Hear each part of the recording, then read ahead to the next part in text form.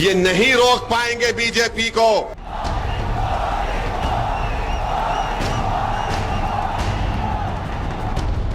देश दुनिया से लेकर अब तो मोदी के कट्टर विरोधी ओवैसी ने भी मान लिया है कि आएंगे तो मोदी ही। अब की बार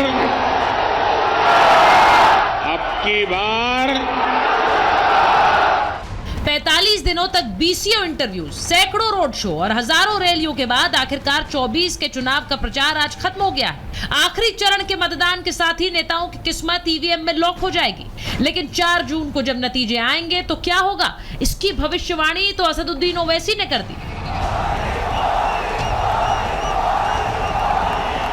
तुम मेरी बात को लिख के रख लो, ये नहीं रोक पाएंगे बीजेपी को। मैं सच्चाई को बयान कर रहा हूं। जब 4 तारीख को नतीजा आएगा तो आप बोलेंगे कि हाँ, एक दीवाना आकर ये बात हमसे करके गया था।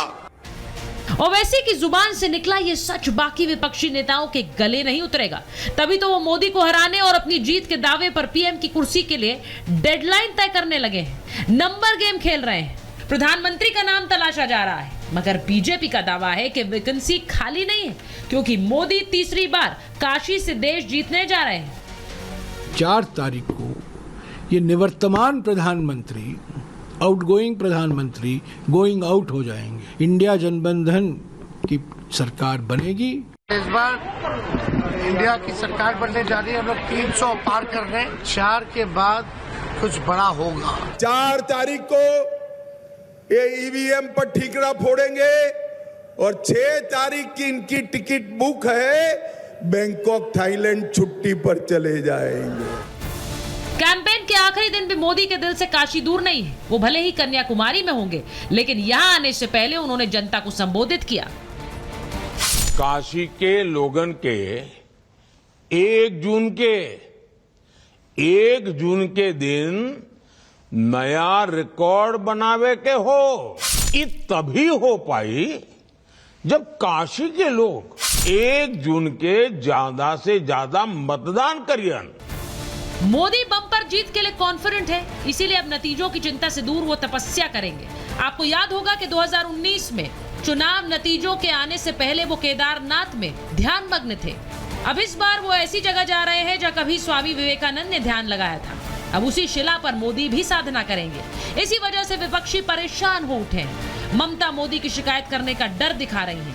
कांग्रेस साधना पर रोक लगवाने के लिए चुनाव आयोग पहुंच गई। अरे 10 साल के बाद तो आपको फुर्सत ही फुर्सत है। आप जितना चाहोगे उतनी मेडिटेशन कर लोगे। और दूसरा, वहाँ तो भारत की सीमा खत्म हो जाती है। उसके बाद तो आगे पानी पानी है, पता नहीं कहाँ चले जाएंगे उसके आगे। ये सीधा आदर्श संहिता का उल्लंघन है। ये वो तौर तरीके हैं जिनसे आप या तो कैंपेनिंग कर रहे हैं या अपने आप को प्रसारित कर रहे हैं। कांग्रेस और इंडिया अलायंस का नया सनातनी। और आपको सीधी तस्वीरें दिखा रहे हैं प्रधानमंत्री नरेंद्र मोदी की, जो कि इस वक्त कन्याकुमारी पहुंचे हुए हैं। प्रधानमंत्री नरेंद्र मोदी की इसी ध्यान साधना को लेकर बहुत सारे सवाल हैं। हालांकि वो अभी ध्यान साधना की शुरुआत करेंगे। अभी जो आप तस्वीरें देख रहे हैं वो भगवती अम्मान मंदिर है, जहां पर वो पूजा करने के लिए पहुंचे हैं और उसके बाद वो विवेकानंद रॉक मेमोरियल में ध्यान साधना करेंगे। प्रधानमंत्री नरेंद्र मोदी ने पिछले 7 चरणों में चुनाव प्रचार का जिम्मा खुद संभाला। बीजेपी की तरफ से नेतृत्व कर रहे हैं पार्टी का और साथ ही साथ बतौर प्रधानमंत्री देश का। और इस प्रचार के दौरान उन्होंने कश्मीर से कन्याकुमारी तक रैलियां की हैं। उत्तर से दक्षिण, पूरब से पश्चिम जनसभाएं की हैं। और उसके बाद अब आज जो तस्वीर आप इस वक्त देख रहे हैं वो पहुंचे हैं भगवती अम्मान मंदिर, जहां पर वो पूजा अर्चना कर रहे हैं। और दक्षिण के कई मंदिरों में इस बार चुनाव प्रचार के दौरान आपने देखा प्रधानमंत्री पहुंचे, क्योंकि जहां भी वो प्रचार के लिए जा रहे थे, जिस शहर में जा रहे थे, जिस राज्य में जा रहे थे, चाहे वो तमिलनाडु हो, केरल हो, आंध्र प्रदेश हो, वहां जाकर उन्होंने मंदिरों में दर्शन भी किए हैं। अब ये तस्वीर जो आप इस वक्त देख रहे हैं ये कन्याकुमारी की, जहां प्रधानमंत्री नरेंद्र मोदी एक बार फिर पूजा अर्चना करते हुए, और जैसा प्रधानमंत्री नरेंद्र मोदी ने कहा कि ध्यान और इसी के साथ साथ आध्यात्म, ये जीवन शैली में अलग से नहीं चलता है, कर्म के साथ ही चलता है। तो प्रधानमंत्री नरेंद्र मोदी जहां दूसरी तरफ, जहां आज प्रचार के लिए आखिरी चरण के प्रचार का शोर थमने से पहले होशियारपुर में थे, वहां उनकी आखिरी रैली थी, उसके बाद अब सीधे कन्याकुमारी पहुंचे हैं, जहां की तस्वीर मैं इस वक्त आपको दिखा रही हूं।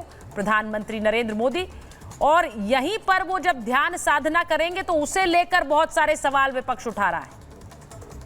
इस ध्यान साधना को टेलीवाइज नहीं करना है, इस ध्यान साधना को टीवी पर नहीं दिखना चाहिए।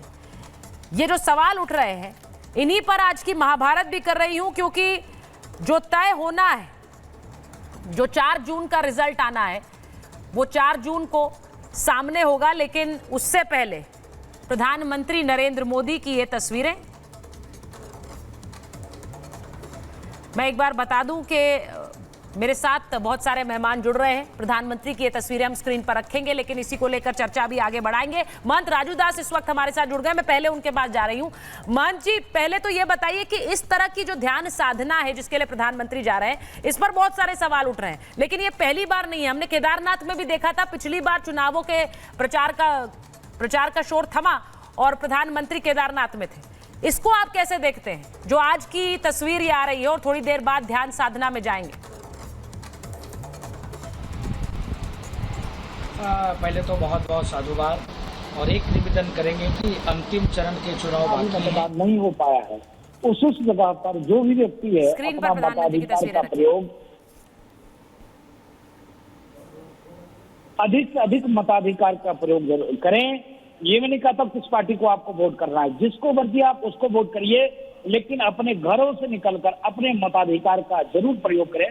दूसरी बात, मैं सुन रहा हूं जिस प्रकार से कांग्रेस तिलमिला गई है, बौखलाहट एक उसकी बाहर आई है इतने दिनों के बाद। आचार्य जी केदारनाथ गए थे ध्यान लगाने के लिए, केदारनाथ गए थे ध्यान लगाने के लिए। इस बार उन्होंने तय किया, जहां स्वामी विवेकानंद जी ने ध्यान लगाया था वहां पर वो जा रहे थे। इससे ये मुझको लगता है किसी भी प्रकार की दिक्कत नहीं होना चाहिए, और मुझको लगता है दिक्कत उसी को है जिसको सनातन से प्यार नहीं, सनातन से प्रेम नहीं। आखिर वो ध्यान लगाने जा रहे हैं, तो मैं भी कहता हूँ माननीय राहुल गांधी जी को भी ध्यान लगाने के लिए उनको जहां इच्छा है वहां चले जाना चाहिए। कोई आपत्ति थोड़ी नहीं, कोई दिक्कत थोड़ी नहीं। कौन आपत्ति कर रहा है भाई? ध्यान लगाना चाहिए उनको भी। राहुल गांधी जी क्यों नहीं ध्यान लगाने जा रहे हैं? मोदी जी जा रहे हैं तो तकलीफ क्यों हो रही है? नहीं आचार्य जी, मैं चाहती हूं थोड़ा इस साधना के बारे में आप हमें बताएं, क्योंकि इसकी राजनीतिक तो एक लड़ाई अलग है, लेकिन ये ध्यान साधना जो चल रही है, जो शुरू होगी अभी प्रधानमंत्री की, उसके मायने क्या हैं? हाँ, उसके मायने साफ साफ है।